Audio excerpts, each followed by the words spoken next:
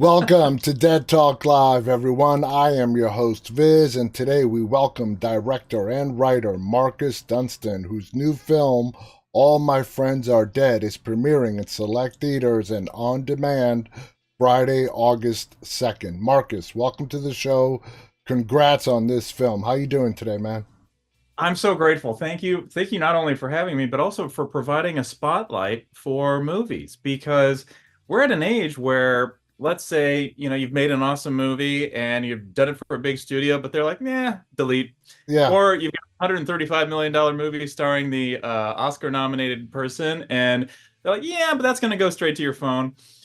Well, this little thing that became a something, courtesy of a dynamite cast, ace producers, and a wonderful script by Josh Sims and Jessica Sarah Flom, we're coming to theaters. And thank exactly. you. This gets the word. I mean, that's huge to us because we fought and shot, courtesy of DP Andy Hodgson, like we had a chance at turning the silver screen red. And it's like at this point, I don't care if it's one theater, two theaters, six theaters, at 6,000. To have that opportunity and to Exactly. solidify it is huge. It is. And what I've enjoyed, especially since the pandemic, or let's say you're sometimes in the backwoods of another part of the world, on those day and date releases, you can have the opportunity to see it on that big screen if you want the colloquial experience, or if you really want to freak yourself out or get your closest group of friends together and that theater isn't available where you are, you can bring it into the biggest screen you've got. You can Your still pop home. the same popcorn and you can let it rip. So thank Absolutely. you. Thanks for it. Absolutely. Without you guys, we don't exist. Thank you for that. So let's get right into this. You have a writing background. How did this script come your way to direct? Well, this is all courtesy of Kevin Greuter. So Kevin Greuter, he was originally the director. And then the Saw 10 production just came together, and that train was leaving the station. So that left hashtag AMFAD, all my friends are dead, without a director as it was still coming together. Kevin, I'm grateful to Kevin for nominating me. My name went into a hat after reading Josh and Jessica's script.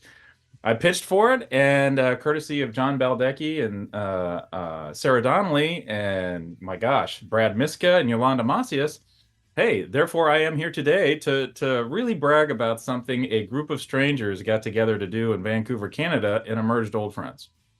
And it turned out, it's funny how sometimes the stars have to really align, but Oh, everything came together for this film to really produce something great. Now, as I said, you come from a writing background. You have worked on some very successful franchises like The Collector, the Saw franchise. Did you always want to get into directing, or was it something that sort of, you were asked one day and you're like, you know what? Screw it, I'll give it a shot. it was Tom Savini, Tom Savini, the wonderful artist who, when I Well, was studying special effects makeup, I was because I was reading Grand Illusions, and it was because I was given permission to read Grand Illusions because I was way too young to read that and study that by my grandmother, and then of course by my parents because I was just a little kid, but what was frightening to me in the horror movies of what that Tom had a hand in, including the great, Dawn of the Dead. exactly. Um, this was a magician doing it. This was an age before, the computer could tell anything to make anything out of everything. This was somebody doing sleight of hand magic. And in studying that, I then was kind of figuring out a fascination was beginning to bud. So I was like, well, what else does Tom Savini do? Well, wouldn't you know, he was also a photographer in the Vietnam War. He then took what could be this trauma, and I'm sure certainly was, and then began to inform with his craft and began to Mm. share because he wouldn't be the only one regarding stimulus that had really taken an uptick in that era. But seeing war was on TV. I remember seeing images on the nightly news that always had to be like, and beware if the kids are watching, the following is disturbing. Yeah. And it would be these glimpses of the horrors awaiting in sometimes the most difficult, vicious of scenarios. But then in the safety of the movie, we were almost given the sugar-coated version and they were represented into these morality tales. And I would equivocate Friday the 13th, one, two, three, four, and so on, as morality tales. Hmm. Because if you do drugs, you're dead. If you have if you're a jerk, you're dead, et cetera, and on into the more adult activities. And then so Tom Savini, when I look at Dawn of the Dead, well, he's not only taking care of a groundbreaking craft. Oh, he's in front of the camera. Oh, he's doing a stunt. Oh, he's playing a wonderful character. And then the first day I had my driver's permit and I had access to a Honda scooter, I went to Stars and Stripes Video and I rented. I had an arrangement there because I also was fortunate to get a job at the movie theater across the street from Stars and Stripes Video. Can you hang on to Night of the Living Dead 1990? My idol Tom Savini directed it. Can I get the first copy? I'll be there Tuesday as soon as school gets out. And I was, and I watched it. And I saw the transformation of an idol into yet another medium of storytelling. So that long-winded answer is that's why I was captivated by a craft. And this is all, going on while when I was a kid, I had vicious acne, and I loved that there was a craft where I could maybe hide behind it. And courtesy of my parents and grandmother, I had access to this old big video camera, and I was more comfortable standing behind it because I was self-conscious of my skin and everything else that puberty does to a human body. And then it started. Well, maybe I can do some of these effects. Turn to this page. Oh yeah, here's how we can pull that off. Oh yeah, well, if we make this black and white, why don't we use chocolate syrup? Blah blah blah blah blah. And then that began to escalate through when I went to the University of Iowa, and it's no different than with hashtag AMFAD. All my friends are dead. I was going back to high school, junior high, University of Iowa lessons, and in some cases illusions, and in some cases straight up tricks. Yeah.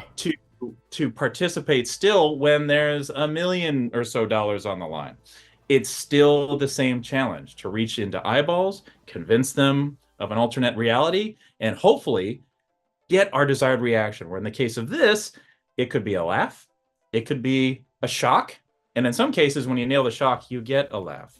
Exactly. And it's funny you mentioned Tom Savini. I, like you, sort of grew up watching Tom Savini. I met him going to the Fangoria horror conventions in New York, and my dream came true 2 years ago when I got a chance to interview him on this show alongside Greg Nicotero. And and those two guys are friends, and it was the first time they ever did a live interview together. And just watching those two, I just sort of stood back, I asked a question, and they just took over. They were just amazing to listen to. So that's just fascinating to listen to that story. Now, when you got the script, of AMFAD, Yes. did you sort of leave it as it was, or as a writer, did you really help in polishing up the final product? Well, in this case, it was always anytime, even if it's something Patrick and I have written, and I am so fortunate to get to direct those pages to another medium. It's adapting to the resources, and you're adapting to the time. So in this case, Josh and Jessica's script had there was an intimidating balance between humor, horror, time, and resources. Plus, this was an ensemble. Plus, this was a murder mystery. Plus, this had something to say. Plus, this had a twist I did not see coming. Neither did I. Thank you, bless you, and plus it had a heart. Now I was afraid. I was afraid in the best way. Like I gotta do this. It's tricky. I gotta try to protect this. Yeah, you gotta walk a fine line to pull it off, and you did. Well, thank you. Well, and that was entirely courtesy of a certain someone named Jade Pettyjohn. So when I signed on, Patrick and I would then come together. He'd be the executive producer, and I would be the director. But the only other element that I knew about AMFAD, All My Friends Are Dead, was Jade Pettyjohn was to be a part of it. All right, and then after that, we got Ali Fumiko Whitney, and then I'm like, okay, now, and Ali was game to change the part to again fit our time and resources where we could have live, and we wanted to say a little bit more with these characters. We wanted to take Josh and Jessica's twist and move it way up, because after that lands, it's almost like you have this. They had some moments in there that I found to be so fresh and original. I wanted more of that. I wanted more time with that, because it was the idea. It wasn't a dinosaur fight in a unicorn field on a distant planet. No, it was an idea. Now, the idea is priceless, yet it doesn't cost much if we can use time and resources to exploit the hell out of the creativity of that idea. Great. So then I've got Jade. I've got Ali Fumiko Whitney. Then add in the wonderful, warm, award-winning actor Cardi Wong. You've got Justin Derrickson, and you've got Jennifer Enns, who plays Mona. Mona, who, as soon as I read and saw Jennifer take on the character of Mona, I went to high school with Mona. I knew exactly who this person was. Yeah. And what I also wanted to do with this cast, because they were so doggone nimble, is let's take advantage of the murder mystery structure, Hmm. where you end up spending a little more time in the whodunits, not the who's going to do it, with the characters, Yeah. because maybe I cast doubt upon them. If they're suspicious, maybe why? Are they asking for it, or are they perhaps the perpetrator? Hmm. And I had a great character with Jade, almost functioning like a camera. For she plays Sarah, the outsider to this cabal, this group of friends, frenemies, suspects, and her observational qualities as a performer, it was great. I could then be behind her shoulder, and at any point we take in the world through Jade, and that was marvelous. And I got to round this out with Jack Dope Smith, who is our movie's sense of humor.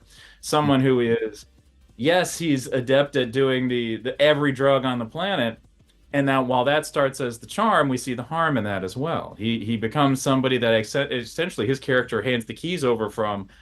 These friends would have been on an amusing, maybe outrageous, raucous road movie that has heartache, heartbreak, and we all emerge closer to adulthood than when we started this trip. No, Yep.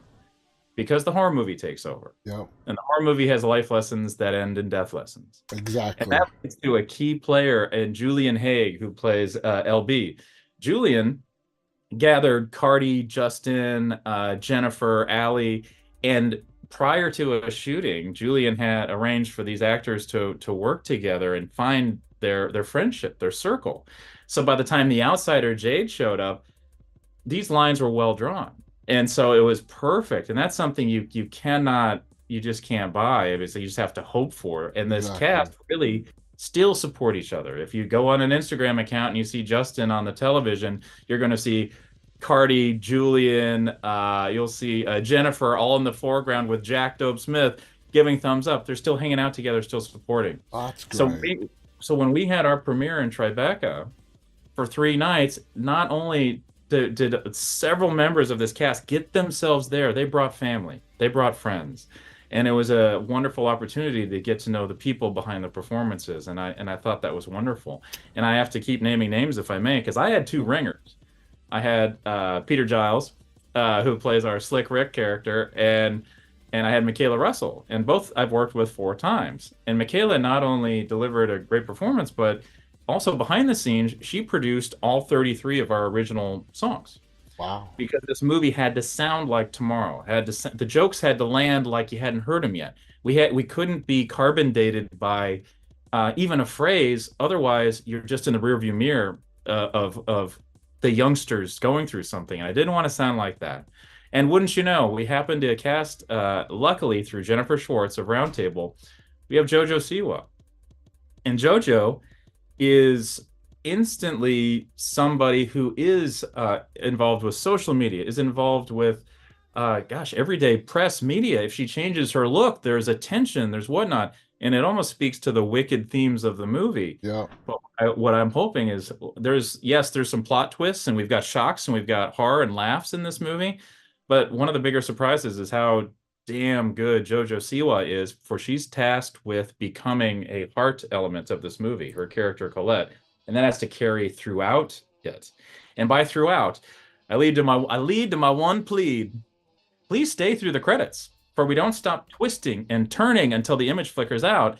More twist than a stick of licorice. Exactly. And we keep going for it. So if you're in the theater, just stay seated. The popcorn's still there, whatever, get a refill if you want. Please stay seated, because it's still coming, this hard charger. And then if you're at home and the window shrinks to that little tiny window, please click it.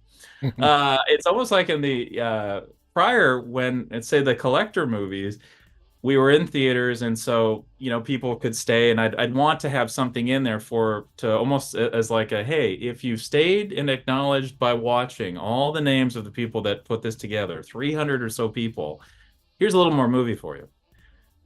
Well, anymore, I do wish that that auto window to the corner wouldn't happen. I wish that I hate algorithm that. Yeah. could be uninvented because it is taking a spotlight away from everybody that makes these movies truly happen. If the skin and the sound is the screen, they are the guts, they're the veins, they're the blood that makes it so. I know exactly Uh, what you mean, and it encourages the viewer to move on before the credits are well, over. absolutely. So, we very, very fortunate, and we keep entertaining you until it absolutely stops. And speaking of the collector, I'm thrilled to announce the collector is coming back. It's been Oh, 5 years of a gentleman by the name of Todd Lundbaum negotiating the rights, and so the collector is free and clear to bring back Fear. oh, that is so awesome and exciting. I'm really We're psyched grateful. about We're that. excited. Now, this film brings in so many different elements of other films, like Seven with the Seven Deadly Sins, and then you've got the slasher film like Scream. How did you walk that fine line of sort of paying tribute to those classic films, but not get distracted and go into the satire mode of things? Thank you. That's once again courtesy of a nimble cast, and nimble with tone. I remember at one point Jennifer N saying, like, I've never been in a horror movie before, so I don't know what you're. Yeah, and there was a whoa, stop right there. Perfect. If the predisposition that horror movie acting is to be different than great acting, leave that. No, you have to be 100%. Today may call for drama. Tomorrow may call for something more acerbic or a quick wit. Her character, by example, has so many secrets, and every single character, courtesy of the wicked 3x4 black glass window to nowhere, is already projecting a lie about themselves. The first layer is the false layer, the shell. Hmm. And then as the secret that this tight-knit group of people have begins to dissolve them from within, we find out who they really are. And then wouldn't you know, there's someone all the way on the outside who's known it the whole time and is waiting for a bit of a comeuppance machine to turn on.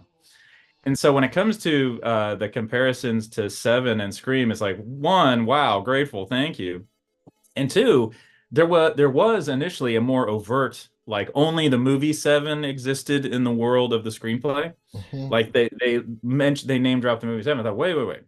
I don't want 100 million, huge Brad Pitt, Morgan Freeman to ever be compared to what we're trying to do, because we're trying to take place in a world where, yes, Seven does exist perhaps as a movie, but no, we're going to take place in the world of movies that these characters have seen. Hmm. It's a more revved up, sugar coated adrenaline to the brain. Hence, our whole opening, courtesy of a lot of different media and stock, we see that 20 years ago, 2004, there was an event. There was a somebody who took these kids on their way to a concert called Karmapalooza and unleashed just a demolition event of karma upon them.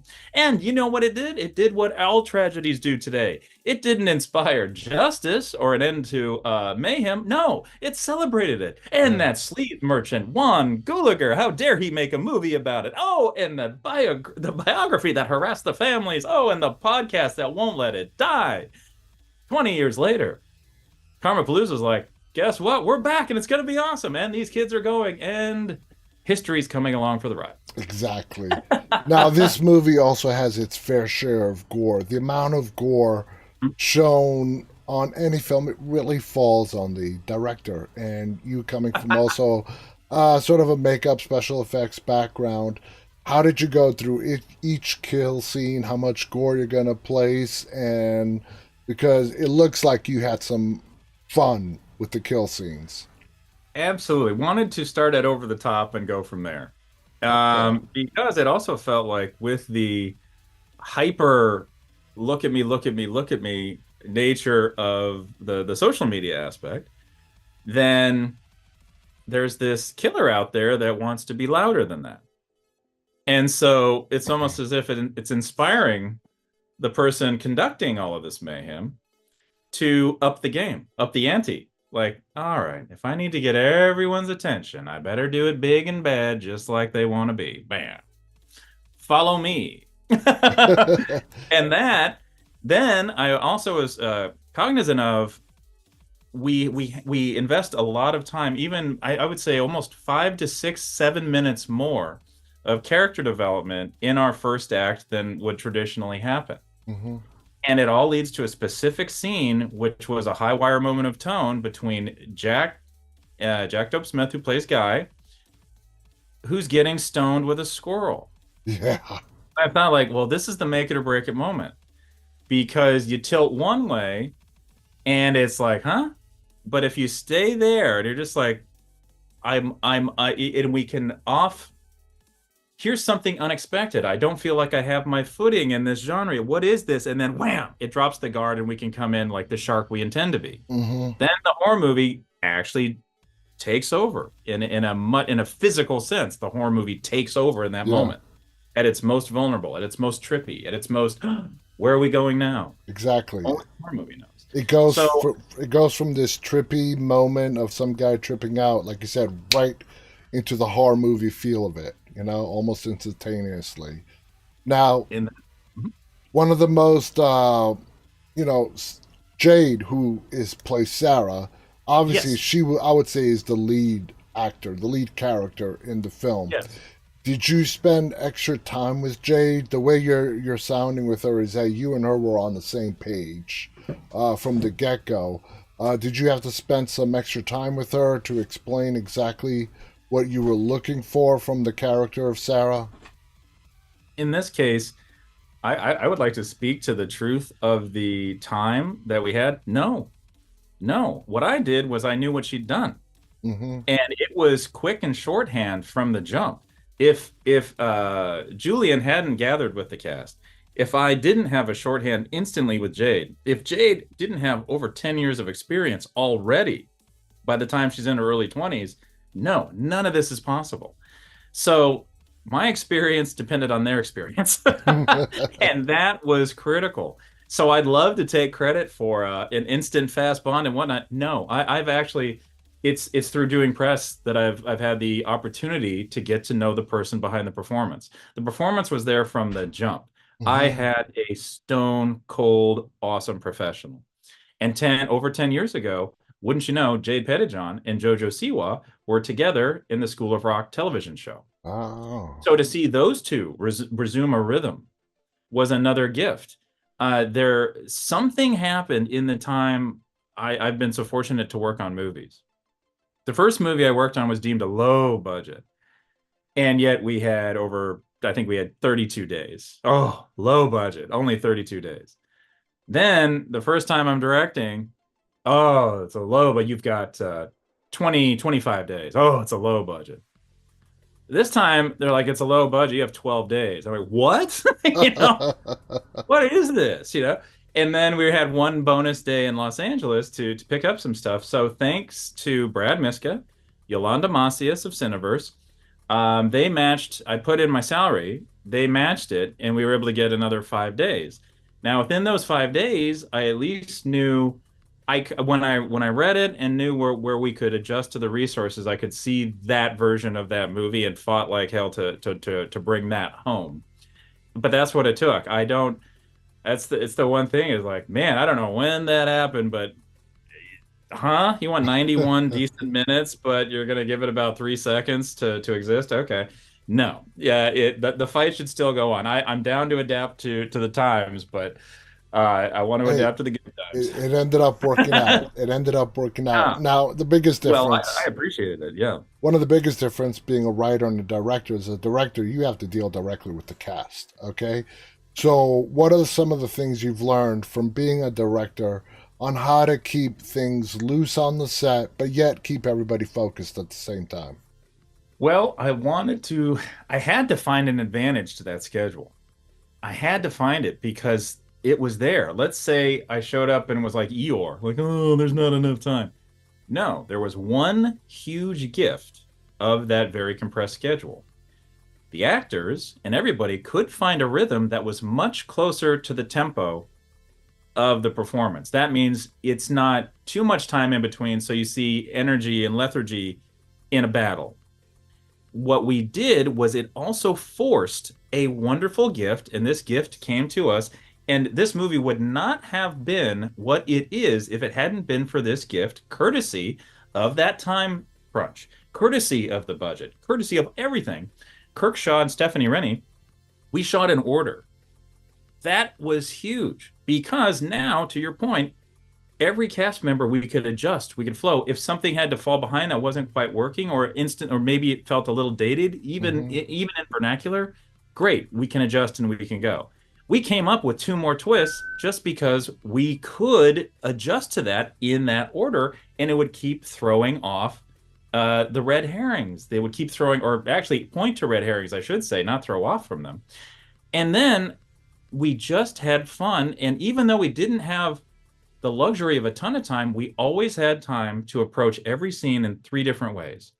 One, we respect the text and we get that information out. Now, based on that, well, what's everybody feeling? Is there a little, could we find some humor here? Or did we find another foothold to build to the heart of this? Yeah. And between those two, great, because it wouldn't be necessarily violent. And in some cases, once we had that, it started to impact every scene then going forward in the best way. Now these people know their characters, where their fault lines are. And I wanted to, and really I'll keep going back to Jennifer ends with Mona, who starts out as described it. She's, let me see, she's nice, they love her. She's ice, they love her more. And you're going to learn about this person where that's a confusing feedback from the world. How do you know who you are when that's what it is? If everything just loves you, they're loving you for artifice in a way. Really cool because she found it. Julian, who I thought, like, as soon as I met him, I was like, okay, this is blonde Hugh Jackman, this is blonde Bruce Campbell, and he's got the Australian accent. This guy is going to put the charm when we intend harm. And what he was bravely willing to do. Julian Haig takes place in the first depiction of absolute on-screen slaughter that I've ever been a part of that required an intimacy coordinator. Wow. And Julian also was absolutely up and creative and willing to find the humor even in all these situations that would take a knock, where I have seen, like, without naming like names or particular projects, because I wouldn't want to slight the achievements in that way, but sometimes you almost feel like the director or the creator or the showrunner was a little too picked on, or was like it's like taking vengeance upon the pretty people of their youth in a way, like by humiliating them. Yeah. Well, there's a big difference between that and letting someone be humbled by a reality check. That's something we can all identify with. And so what I liked is, like, Julian shows up and they're like, yeah, man, alpha all the way. It even sounds like it, mate. Gotta do this. I'm going to walk away with this movie. I don't care who you are. I've actually, you know what? I think she'd be a wonderful partner for you. I've already slept with her just to make sure, but she'd be great for you. Someone like that, like, you want them to eat shit. Yeah. And Julian did, and found a way where you don't hate him. You actually, he's just, with absolute brio, he's that guy. Yeah. He's found the ticks in between seconds to exist without rules. Exactly. But this movie has other plans. Now, we're almost out of time, but as the film progresses and the different layers peel back, the film starts to become darker and darker and darker, very subtly. Is that because of what you did with the set, the lighting, or do you attribute that directly to the actors and just the mood they brought to the scene? There's a tilt when a certain secret is revealed, and that reveals the final chord. So there's how many licks to the center of that lollipop. This is when everyone's exposed. And so from that point on, if it's humor, it's got to be as savage as the stakes. And we still, thank goodness, we found some of those punches to come out with. And then it gets to almost, once the rules are reset, we had a lot of fun. Now, when it comes to lighting and color, there was a stained glass interpretation of the 7 deadly sins that interpreted each sin with a color. I took directly from that. So to go back to Mona, played by Jen Enns, purple was pride, and she is deemed pride. There's these shot glasses, every character takes one, and there's a color and a symbol. It's foreshadowing. So the person who's envy is always wearing green from the second you meet them through to the end. The person who's lust is red, a little bit of red here and there until the whole stage goes red. And that was highly informative for where we did it. So by the time we're in the sequence you're talking about, all I did was take away the other lights. And the That's intention behind using the blooming holiday lights is because you don't know who is going to negotiate terms, because by the time they reach the harshest interpretation of their color, they go. That's ah, when they're at their most vulnerable. that's brilliant. That's brilliant. Marcus, we're out of time. Just one last quick question. The dungeon basement. Did you Yeah. guys build that from scratch, or did you pick a location that was perfect? You just had to dress it up. It was the ones we were able to build a set and a half, and this is courtesy of Stephanie Rennie. Stephanie's family. Let me tell you about Stephanie. Like Stephanie and Kirk went out of pocket to get us shooting early. Stephanie, I stayed in her home during post, and her family owned a space that Hmm. became our stage space. So that it is a basement is simply because it was the place where I knew a handful of visual tricks to sort of give a shape. Because of Kirk Shaw, we were able to get a 15 millimeter lens to film that set in the angle it was intended. Otherwise, we didn't even have a lens that could capture what that set needed to be. Hmm.